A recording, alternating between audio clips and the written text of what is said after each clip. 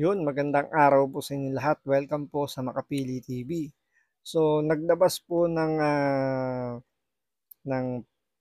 pahayag si Vice President Sara Duterte na pag umuwi daw si Pangulong Rodrigo Duterte sa Pilipinas, pwede siyang magaya kay, kay Ninoy Aquino. So, alam naman natin kung ano yung nangyari kay Ninoy nung siya bumalik sa Pilipinas, 'di ba? So kaya nga nagkaroon ng Ninoy Aquino Day dahil nga yung araw na siya alam niyo, tinegi doon sa eroplano, yun yung naging naging mitsa or yun yung pinaka naging boiling point para magkaroon ng people power at mapatalsik si Marcos Sr. at ito ay ipatapon papuntang Hawaii. So, umalma po yung mga dilawan, yung mga pinklawan, at ang administrasyong Marcos dahil hindi nila matanggap na ikinumpara ni Vice President Sara Duterte ang kanyang ama kay Ninoy Aquino. So ito, panoorin po natin yung naging reaction dito ni Banat Bay regarding sa mali-maling pagkukumpara daw ni Vice President Sara Duterte sa kay Pangulong Duterte kay Ninoy. Kasi iba yung pagkakaintindi po ng mga dilawan at ng Marcos administration doon sa sinabi ni Vice President Sara Duterte. So ito, panoorin po natin to, pero syempre bago ang lahat, kung hindi ka pa nakasubscribe sa Makapili TV, pakipindot po muna yung subscribe button at the same time, palike na rin ng video, wala namang pong bayad yan, kaya pindot na dahil ito sa Makapili TV, ibabalita po natin yung mga balitang hindi masyadong ibinabalita ng mainstream media, kaya ito, Banat Bay, pasok! Pero gayunpaman, hindi ito issue ng comparison between Ninoy and Duterte. Ang sinasabing comparison lamang dito ni BP Sara Duterte ay walang iba yung pag umuwi, maaari siyang patayin. Bakit kanyo? Bakit kanyo? Ito lang kasimple. Tandaan ho natin, may nagsabi nga sa akin na mag-ingat ako. Bakit? Kasi nga daw, yung pamilyang nakaupo ngayon ay may history na tinitegi ang mga kalaban. Okay? Ako, hindi ko naman siyempre makukonfirm yun dahil medyo bata-bata pa po ako nung panahon ni Marcos Sr. Pero yan po ang kinikwento-kwento sa akin. Basta kalaban ni Marcos Sr. noon, talagang medyo tinetegi. Hanggang umabot na nga, hindi ko sinasabing si Marcos Sr. ang tumegi ha. Hindi ko sinasabi yon. Pero ang sinasabi ko lang, basta kalaban noon na nagaganon. Hindi natin alam kung sino yung mayari. Pero ako may idea, malamang may idea kayo. Isulat nyo rin sa baba kung sino yun. Di ba?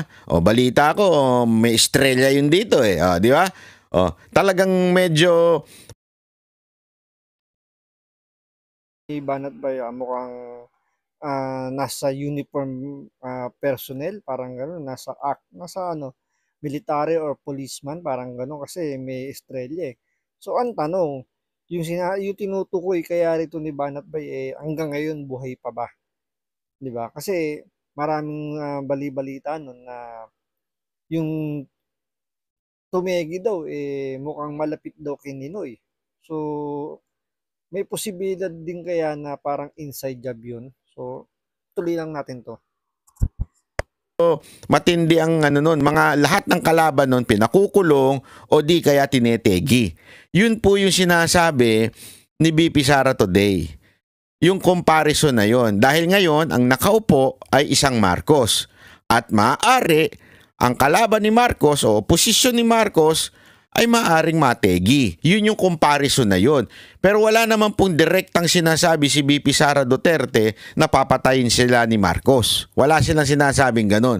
Pero ayon sa kasaysayan, nangyari ho yun nung panahon ni Marcos Sr. Dito nga ako nagtataka yung mga tatanga-tangang dilaw at tatanga-tangang mga kakampuet, 'di ba? Hindi ko nila maintindihan yung logic na yon. Hindi ko nga maintindihan kung nakalimutan na nila yung dating sigaw nila na Marcos pasista, Marcos diktador, mamamatay. Dati yan na sigaw nila Tapos ngayon, para bagang kinakampihan pa si Marcos na tipong hindi naman mangyayari yan. Yun po ang punto doon. Hindi yung comparison with with Ninoy. Nagkataon lang, Ninoy is the opposition. Now, definitely, the opposition is the Dutertes. Yun ang ibig sabihin nun. It's not the person, it's the opposition. So, ibig sabihin, pag opposition ka, nung panahon ni Marcos Sr., natetegi. Kaya ngayon, posible, panahon uli ng kanyang anak, yung mga opposition mategi. Naintindihan natin, di ba? Kasi minsan gumamit din kayo ng utak eh. Ang hirap kasi sa mga pinklawan at saka yung mga commentator na lalong-lalo na yung nandun sa Malacanang, medyo yung kanyang brain medyo naiwan sa pagbablog eh. Hindi na umasenso eh. Hindi mo maintindihan na yun po ang pinupunto doon. It's not comparing Ninoy and Duterte. It's just para bagang hindi comparison eh. Parang pagkapareho na sitwasyon. Noon, na sitwasyon noon, tandaan ninyo si Ninoy na bilang isang oposisyon, dinala. 'Di ba ayaw din niyang pumunta sa Amerika noon? Gusto niyang umuwi dito, pinagbabawalan din siya. Ayaw niyang umuwi.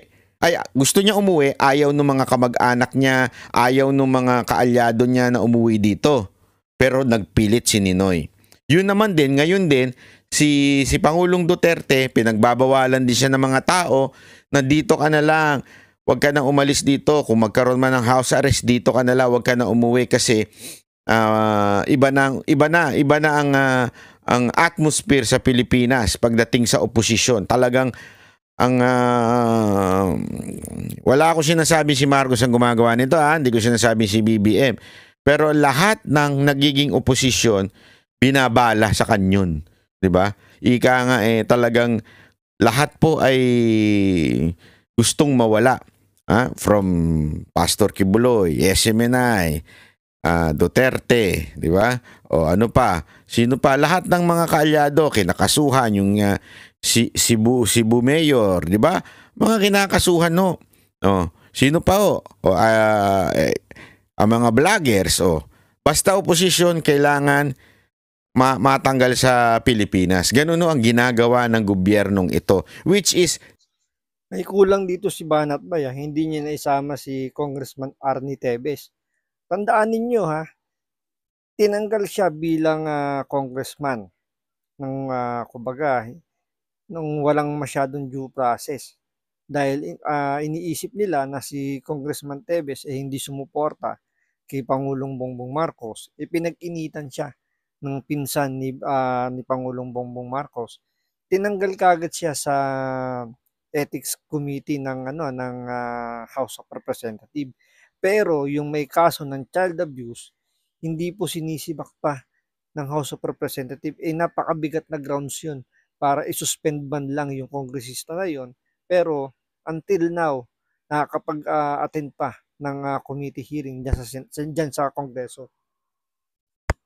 Which is same po noong nangyari sa Marcos Sr. Yun po ibig sabihin. Kaya please lang, yung mga nagre-react na tatanga-tanga dyan, wag naman tanga, minsan mag-isip din. Minsan gumamit din ng alam mo na, ng utak, di ba? Tama ba ako? Ito, Maris? Ikaw ba si Maris? Na pumunta para mabisita rin ang dating Pangulo at inaabangan din nila si Vice President Sara Duterte na nung Sabado ay nagsabi na muli siyang bibisita sa kanyang ama ngayong araw. At yan pa rin ang pinakasariwang balita mula pa rin dito sa The Hague, Netherlands. Balik sa iyo, Vicky. Maraming salamat. Siguro diyan sa siguro diyan malamig po siguro diyan. Mantakin mo kung matutulog ka diyan sa The Hague. Malamig po diyan kaya kailangan mo lagyan ng banig, di ba? Anong dahig banig? Dahig, yung higaan, sahig. Yan sahig. May malamig dyan. Gumamit ka ng comforter para hindi ka malamigan sa sahig. Humiga ka ba naman sa sahig? Dali.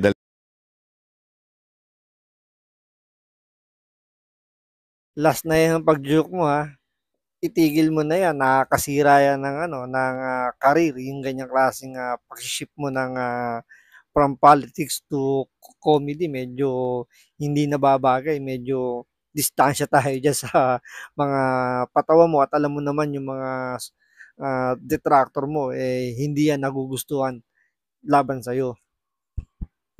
Dali. Parang ba, wag mo na ulitin yan, ha? Salamat sa'yo, Mariz Umali. Sinagot ng Malacanang ang pahayag ni Vice President Sara Duterte kaugnay sa panawagan ng kanilang mga taga-suporta sa the Netherlands na magbitiw sa pwesto si Pangulong Bongbong Marcos. Kung pinag-resign po nila ang Pangulo, sino po ba ang makikinabang? Kahit sabihin po ni VP Sara o kayo nagsabi niyan, siya pa rin po ang makikinabang. Inalmahan din ng palasyo ang pahayag ng bise na di umano ipinapakita ng Pangulo sa taong bayan na maayos siyang mag-isip at kaya niyang mamuno. Paano po natin masasabi ito? Kung ang pinapailan po natin ay ang batas. At very transparent po tayo. Grabe, no, ang babaw nitong babaeng to, no? Hindi ko mag-gets. Paano naging music to? Yung logic niya, hindi ko nga maintindihan paano naging abogado to, eh. Ang babaw-babaw ng mga pag-iintindi niya sa mga sinasabi ng mga detractors, ano? Yung parbagang, yung pag-unawa niya parang, hindi ko naman sinasabing gano'n, ha? Pero parang walang pinag-aralan, no? Hindi naman sa ano, ha? Pero, tapos the way pa siya mag-explain, para talagang ano, ewan ko ba kung bakit gano'n? Ano bang mga transaksyon? Hindi po mas kakayanin ng isang tao na mamuno, na maraming inililihim, maraming itinatago, at hindi nagpapakita ng anumang dokumento, more particularly about the funds. Ibang Yan na naman yung confidential funds.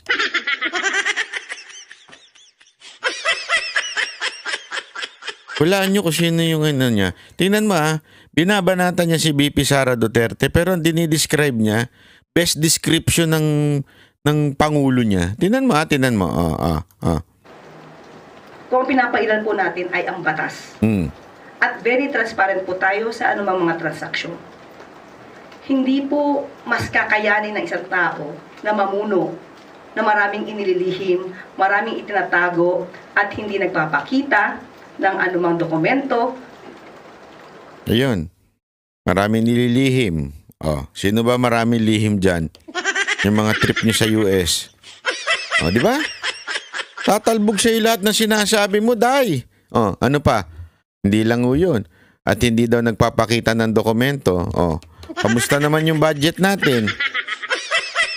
Kamusta naman yung expenses ng confidential fund ni Marcos? Alam niyo, tatalbog sa inyo yung paulit-ulit yung confidential funds. Tanungin ko kayo, magkano lang ang confidential funds ni VP Sara Duterte at yung Office of the Vice President at saka yung confidential funds ng presidente? Wala ko sa kalahati. Tapos sasabihin mo, bakit hindi pinapakita, tinatago ang dokumento? Ba't di nyo ilabas yung dokumento ng OP sa confidential funds? Di ba? Puro tayo daldali. Anak ka nanututsa naman, Madam Claire. Ano bang yung mga sinasabi mo? Taloy na.